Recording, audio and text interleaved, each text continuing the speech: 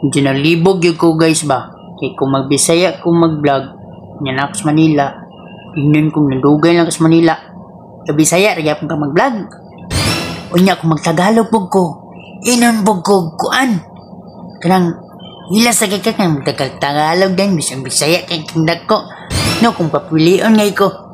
May pagmagilom kang jiwa at magbuot ng content. Kaya ako, mas gusto gina ako magbisaya po. Sa real talk nga pagka-istorya. Pero kung nagyo ko ka na matubang nga madag kong tao guys, magtagalog di ko. Wow. Pero kung content ko mabisaya iko. Proud man ni Bisaya man di ko. Kung na mo tanawag Tagalog, yes, mas okay kay sila na lang masabot. Ito, malisod po kong Tagalog kay gamay ko jealous. Huwag yung magbinisaya lang yun ko. Mais lang manghug ko. No? Kung Bisaya ka na sa Manila, paki-comment lang sa comment section. Ba't hindi ay magagawa ka? Kaya dali!